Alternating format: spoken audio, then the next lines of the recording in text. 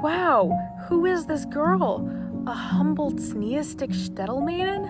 Frolicking around the idyllic Shtetl back when life for Jews was simple and untouched by modernity and urban anti-Semitism? Oh no, you guessed wrong. And as much as that might have looked exactly like the Shtetlich of the good old days in Eastern Europe, that was actually the Yiddish Book Center, designed to be reminiscent of the Shtetl skyline by Alan Moore in 1997. And you just got fooled again. In that video, I wasn't even there. It's crazy how the screen can deceive you. Aaron Lansky, Mr. Yiddish Book Center himself, coined the descriptor Hamish modern for that style of architecture. Others have described such Shtetl-inspired designs with more distaste than pride, such as Philip Roth in a famous review for Fiddler on the Roof, when he called the whole production's vibe Shtetl kitsch. Anyways, did you think that my outfit was Shtetl chic? I sure hope that you do, because for the past 3 years, I've been the vocalist for the 5 College Klezmer Capella, directed by Adrian Greenbaum, and our dress code has always been, explicitly, Shtetl-core. Let's pose together. Yes. This is the most special day. And a few weeks ago, when trying to describe to new Klezmorim what exactly that entailed, I was forced to consider why our iconic look is what it is.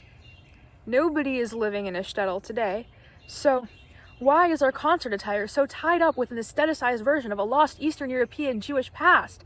And why do we look so good doing it? Calling upon the idea of an imaginary Shtetl goes deeper than just design choices. It's actually a rather unmentionable but important foundation on which much of our Yiddish revival movement, as well as many efforts to memorialize the Jewish past, stand. In her introduction to the book, Life with People, which I most definitely stumbled upon myself in my deep academic readings, Barbara Kirschenblatt-Gimblick explores the Shtetl as an imagined locus of pre-war Jewishness and identifies how the idea of a Shtetl that sticks around in post-World War II memory differs from the reality of pre-war Jewish life. In the imaginary Shtetl, a Shtetl only refers to what is imagined by Sholem Aleichem, something homogeneous and Hamish, where everybody's Jewish together. But in reality, in the Yiddish language, the word Shtetl is just the diminutive of town, and it can be used as broadly as that. And in the imaginary Shtetl, all Jews belong to Shtetl life, no matter where they lived, but actually, many Jews lived outside of small Jewish towns, and even those towns that we remember as Shtetlich can be more complicated. There was never, or probably never say never, a completely homogeneous Jewish town, because Jews had to trade and talk to other people and live life. Another imaginary Shtetl myth is that the Shtetl was a uniform kahila or community, and that saying a Shtetl is like saying your community. People say, welcome to our Shtetl, right? We use it at our last klezmer concert, man, it's everywhere. But that's not real. In reality, though, Jews had different approaches to dealing with modernity, and there were a lot of ideological divides within the Shtetl. Being a part of the Yiddish language revival movement, I've noticed that most mainstream presentations of Yiddish art, music, and theater center this comfortable idea of the Shtetl as a place that was peaceful, homogeneous, and simple. Think Grienefelder, Yentl, and of course, Fiddler. To me, this makes sense because it makes us feel a lot closer to being able to understand the Jewish life of the past that was lost between pogroms, immigration, assimilation, and, of course, genocide. The imaginary Shtetl is much easier to engage with than the much more complicated reality, which truly cannot be accurately recreated nor properly represented in something like a museum exhibit or play. Now that the imaginary Shtetl has been identified and criticized by scholars in their writings on the post-vernacular Yiddish movement, projects are beginning to actively dispel the common misperceptions about pre-World War II Jewish life that the imaginary Shtetl idea spreads. For example, in that very Yiddish Book Center, where I wasn't earlier, David Mazauer's newest exhibit, just installed this past summer, focuses on Yiddish as a global culture, proving to visitors that Yiddish was a language used by a variety of people, many of whom were outside of the small-town Shtetl environment. In this project, which is a video concert that you have already started watching, surprise, it's going to turn into a concert soon, I am to do something similar. Instead of focusing on how Yiddish existed outside of the shtetl, though, I will be presenting 4 Yiddish folk songs written before the Second World War that exemplify how life inside of shtetlich, or small, rural, predominantly Jewish communities, because as we've established, the idea of a shtetl is very vague. Even in these places that we identify as heimische Shtetlich, there was internal strife, ideological division, engagement with secular movements, and outside danger. My hope in sharing these songs is that it will inspire new thought and conversation about the complexity of life within the shtetl, especially in regard to the experiences of women and the wide spectrum of subject matter that is covered within the Yiddish canon. Before we get into the music, I would like to identify my accompanist and collaborator for all of these songs, Adrian Greenbaum. Adrian is a renowned klezmer flutist and multi-instrumental educator and my mentor. I'm so grateful that she donated and volunteered her time and expertise to help me with this project. The first song I will be presenting is A Jor nach der Chasne, meaning a year after their wedding.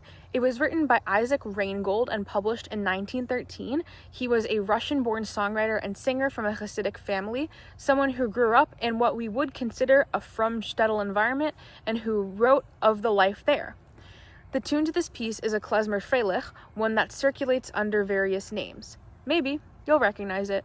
This song is about an unhappy Jewish housewife complaining to her friends 1 year after her wedding about how awful her life has already become since. Despite expectations for women to enjoy fulfilling their role of taking care of the home sphere, the speaker in this song seems to hate every part of it.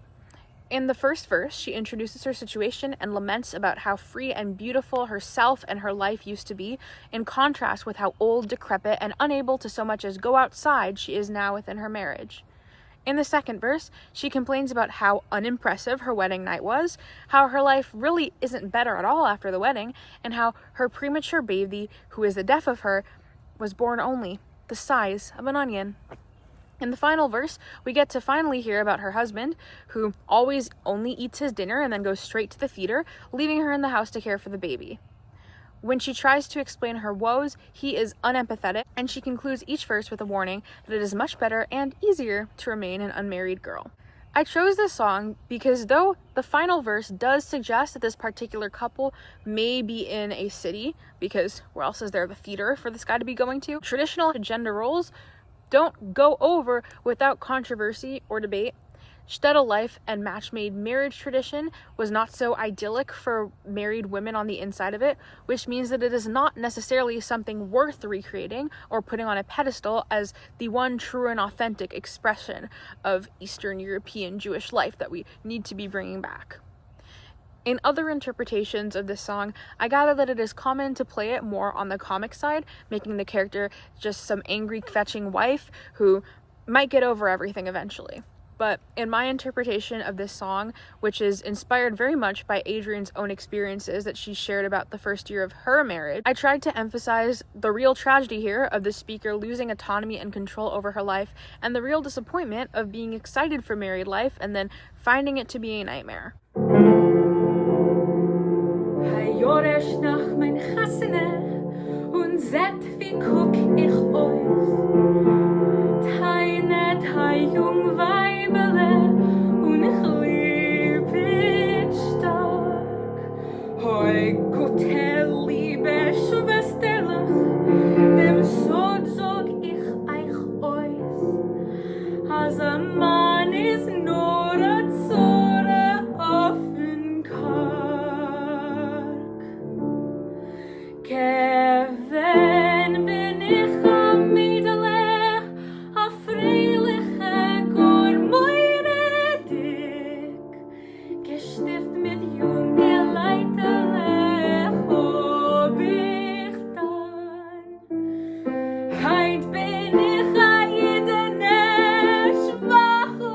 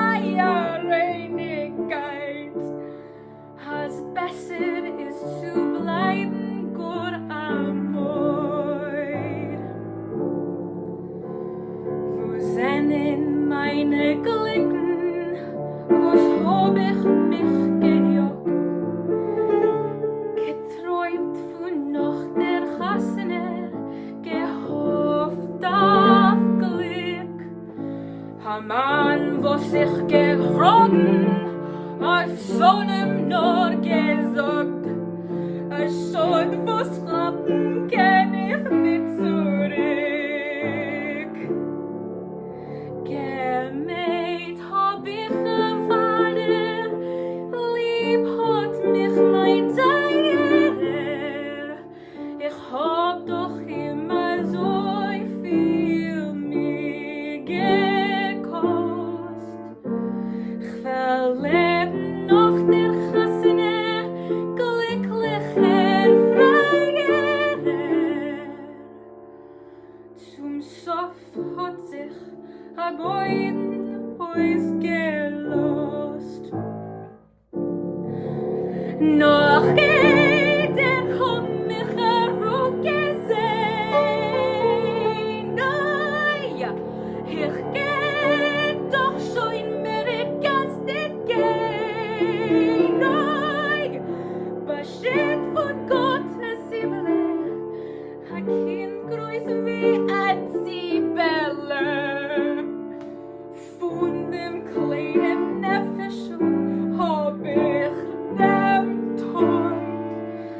A Gatterl, a Hustele, es weht und zieht das Brustele.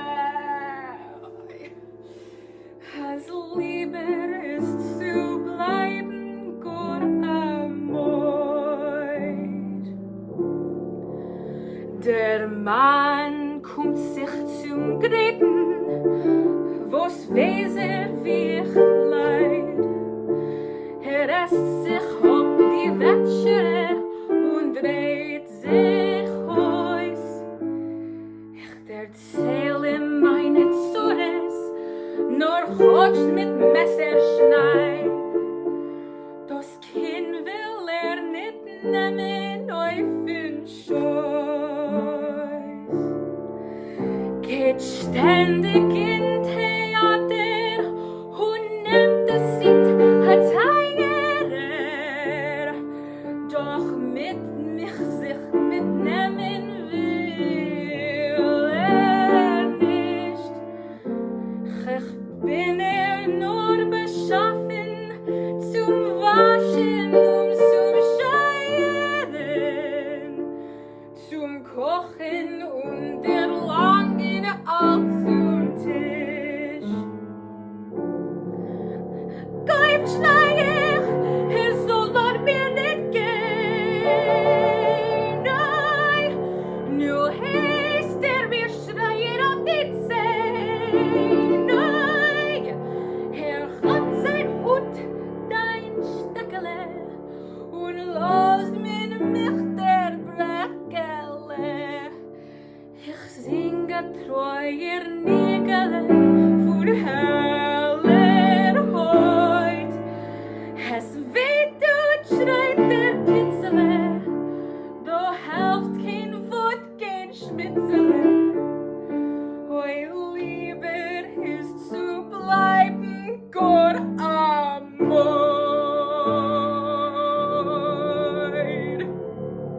For my next song, in Salzigen Yam, or In the Salty Seas, I wanted to highlight the various ways that Jews responded to modernity, which they very much did. Jews were a part of the various secular movements of the 20th century, and they also created their own ideological movements.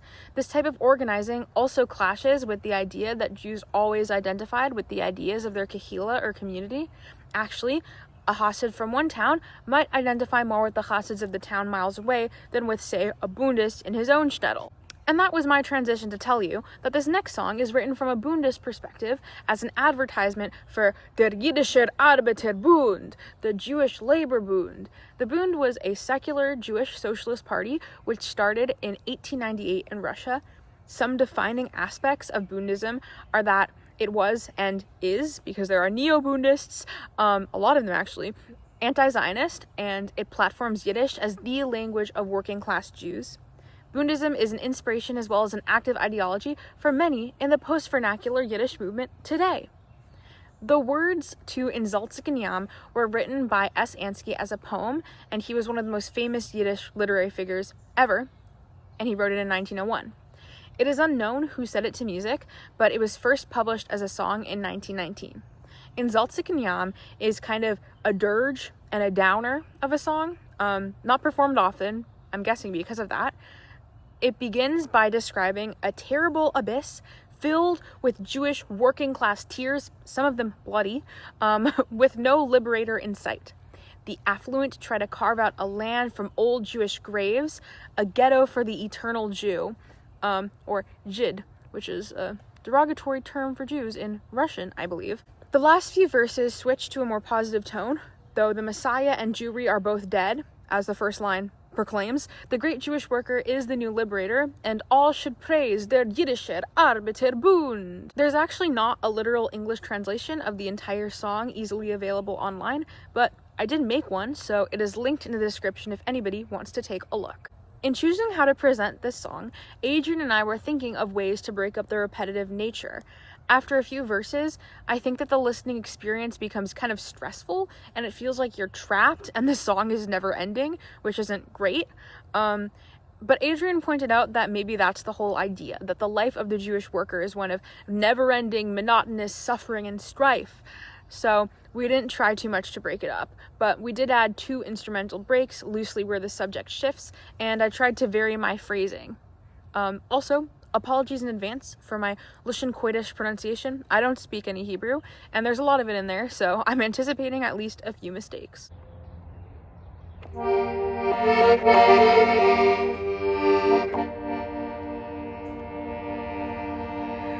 In salzigen Jam von dem menschlichen Tränen gefindt sich ein schrecklicher Tod. Kennt schon nicht tiefer, nicht finsterer werden. Im Zeichen der blutige Strom, dem Turm haben tausender Jahre gegraben. Mone und Sinne und Pein und tausender Jahre alt Tropen noch Tropen. Es gießen sich Tränen rein und voll ist der Tom, das ist jüdische Tränen. Hat nicht geht, da ist in See. Blutige Tränen tut dem Katzengehirn. Dem nur geht auf weiße wie Schnee. Nur reich bald mit Loche wie im Katzoni. Gehört doch dem blutige Dom. Und ihre Brüder, die reiche Galsonim. Gehört nun vor oben der Schäum. Schön voll ist der Jam und verflitzt alle Bringen. Wir senden die Helden, die leben, die welche Wellen sich mut hinterweigen. Zu werfen und sich in Streit.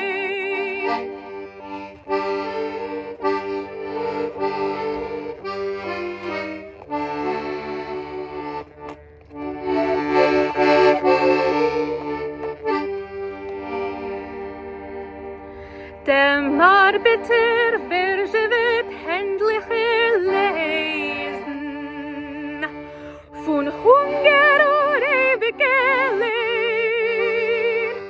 Und wer wird dem Weg ihm zu Freiheit beweisen? Zu Brüderschaft, Gleichheit und Frieden. Die gewährische Kindermaske dem Rabbonim. Sie rufen und singen dem Jid. Halidel in Alter von unserer Säunim. Ha Ghetto dem ewigen Jid. gewaltige Mäßim von heilige Quorum Land und das was es Leben 17 Hekdeschim zu dem es mit dein wie die Wand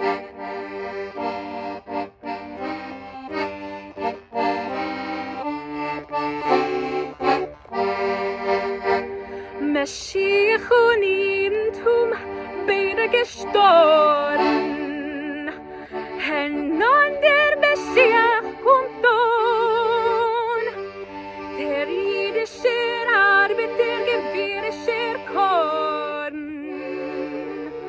Heute darf schon von Freiheit die von. Der Held wird die Welt, die befreien die Helden. Zergriffen der Tod bis in Grund, so leben von Russland, von Litauen, Polen, der jüdische Arbeiterbund. Ja, dai, dai, dai, dai, dai, dai, dai, dai, ja, dai, dai, dai, dai, dai, dai, ja, dai, dai, dai, dai, dai, dai. Yay, die, die, die, die, die, die, die.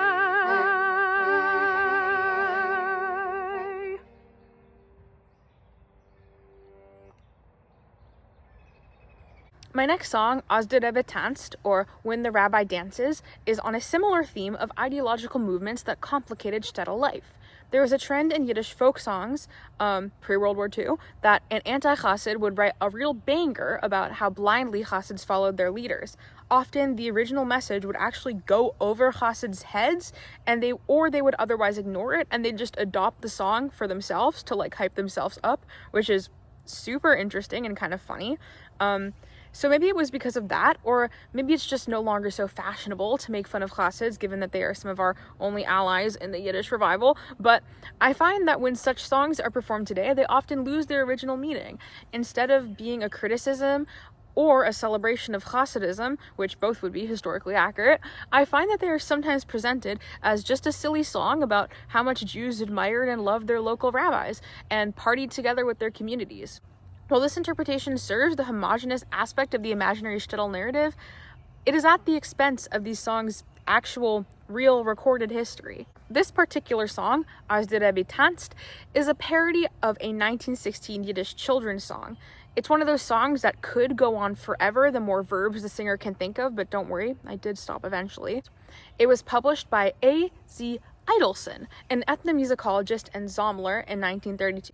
In my performance, I tried to keep the mocking and denigrating tone that the song's original meaning would have called for. In my performance, I tried to keep the mocking and denigrating tone that the song's original meaning would have called for.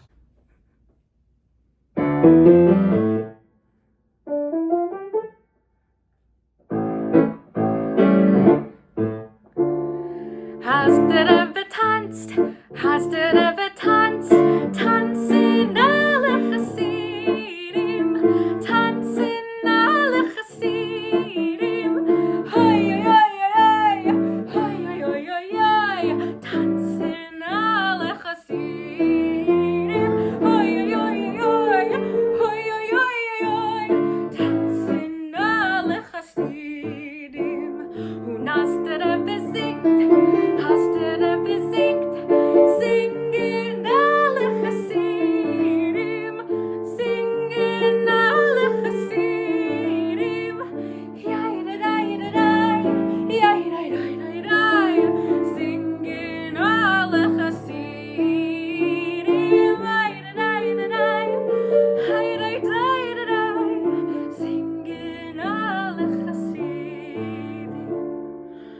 Und hast du Rebbe schlaft, hast du Rebbe schlaft, schlafen alle Chassidim, schlafen alle Chassidim.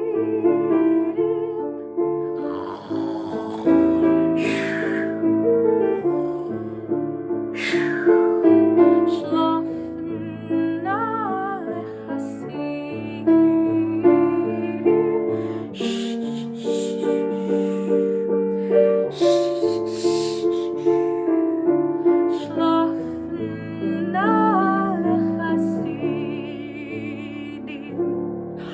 Und als der Rebbe lacht,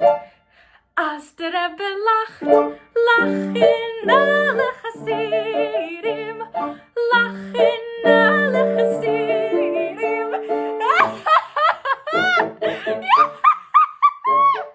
Lachen alle Chassidim.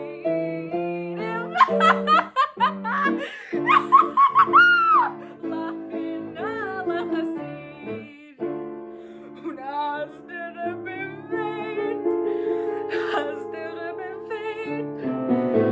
weinen alle Chassidim, weinen alle Chassidim. Weinen alle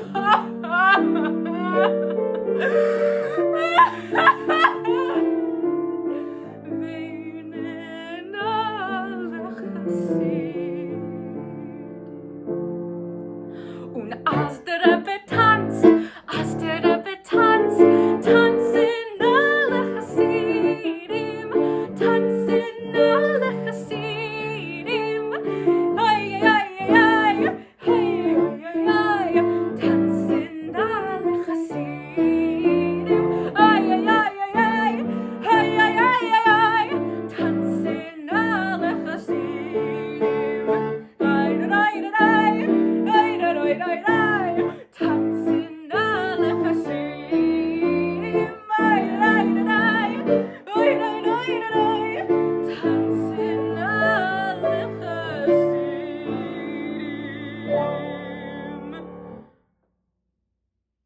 Towards the end of the 19th century, there was a seldom discussed but very significant phenomenon in which Eastern European women and girls were coerced and kidnapped into sexual slavery in the brothels of Buenos Aires, Argentina. Tens of thousands of people were trafficked in total, serving over 2,000 brothels, and they were lured in by advertisements which promised them jobs with rich Jews and marriage in Buenos Aires, which had a growing Jewish immigrant population at the time, and so is a desirable destination.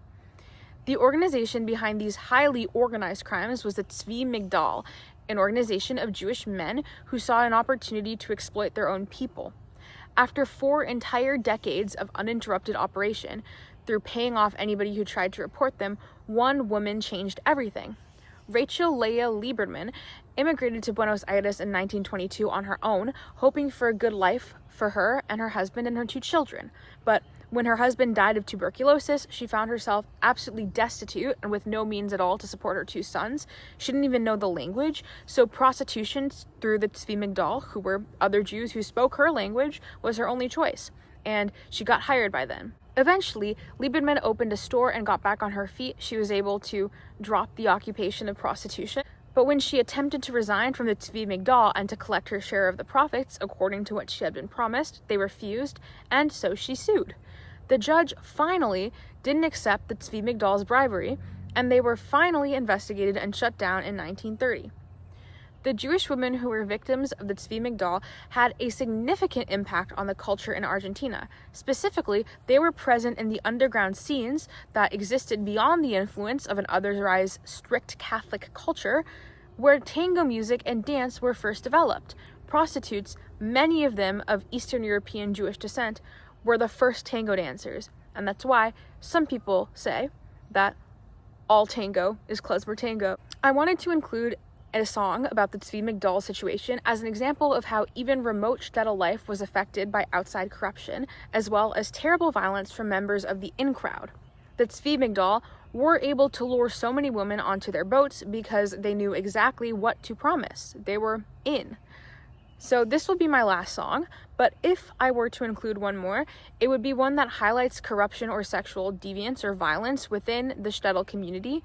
Such songs do exist, and this is an important part of real Shtetl life that really differs from what we would like to remember in our imaginary Shtetl. But alas, I don't have infinite time, and if I did that, I'd probably think of something to do next. This last song is entitled Fin mein Mamelu hat men mecharois genommen, which means They Took Me From My Mother. It was documented in 1947 by Ruth Rubin, sung most likely by Charles Lakin, who is from Kishinev, which was in Bessarabia at the time. It consists of a dialogue between a young girl and a kidnapper who attempts to convince her to leave her poor shtetl lifestyle for the rich glamour of Buenos Aires. The girl remains steadfast, though, insisting that she would prefer dirty beds and her mother to what the kidnapper offers. However, the first stanza sung by the girl confirms that she did end up made into a loose woman in Buenos Aires after all. This is just an imaginary dialogue. In reality, she was not given a say about her future. Some of the archival recordings of this song that I've encountered feature a male vocalist who puts on a funny affect for the entire dialogue, including the girl, which highlights the absurdity of the whole situation. While I understand that as a male singer, portraying a young girl being kidnapped is difficult to play straight, in my interpretation, I really wanted to give the girl as much dignity as possible and to make the kidnapper seem as ludicrous as possible. This is a song that isn't performed much, and Adrian and I had a lot of fun making up our own version. Wenn mein W hat man mich rausgenommen, man hat mir zugesagt goldene Sachen. In Buenos Aires hat man mich verführt, war in der Cave hat man mich gitten machen. Ja, ja, ja, ja, ja, ja, ja, ja,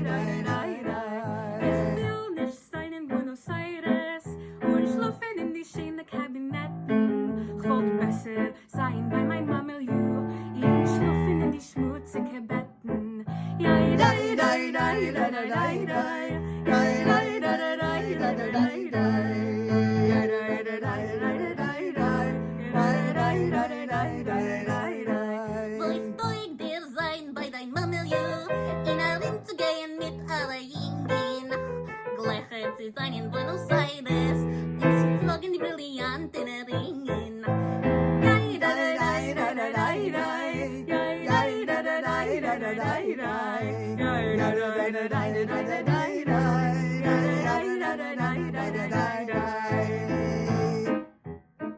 Es ist geendigt.